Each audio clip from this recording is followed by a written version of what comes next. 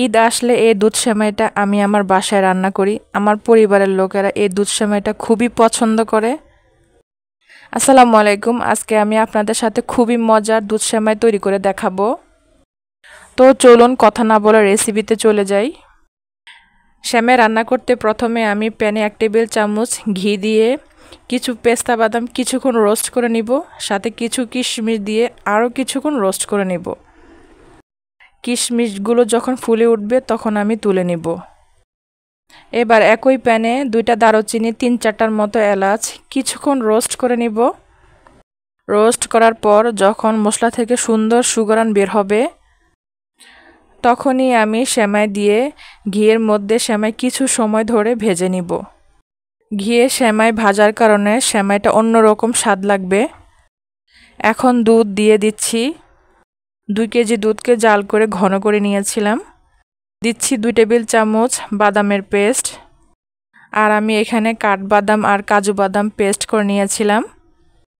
এবার মিষ্টির জন্য 1/2 কাপ চিনি দিচ্ছি, তবে আপনারা সেমাইতে কেমন মিষ্টি খাবেন সে অনুযায়ী চিনিটা ব্যবহার করতে পারবেন।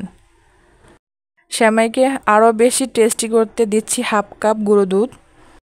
মিষ্টির ব্যালেন্স ঠিক রাখতে 1 চিমটির মতো লবণ দিয়ে দিচ্ছি। সেমাইতে আমার কাছে মিষ্টি কম মনে হয়েছে, তাই 1/4 কাপ চিনি দিয়ে দিলাম।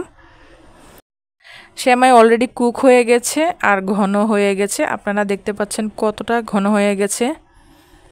এবার ভেজে রাখা বাদাম আর কিশমিশ দিয়ে দিব।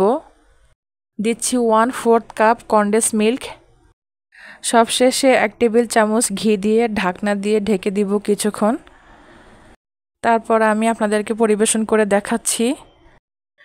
দেখেন সেমাই দেখতে কতটা লোভনীয় লাগছে। শুধু দেখতেই লোভনীয় না, এই সেমাইটা একবার খেলে মুখে লেগেই থাকবে, এতটা মজার হয়।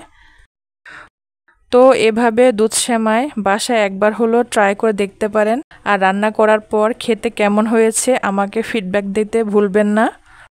রেসিপি ভালো লাগলে আমার চ্যানেলটিকে সাবস্ক্রাইব করে দিবেন, আর ফেসবুক পেজ থেকে দেখলে ফলো দিয়ে লাইক কমেন্ট করে সাথেই থাকবেন। তো দেখা হবে নতুন কোনো রেসিপিতে। আল্লাহ হাফেজ।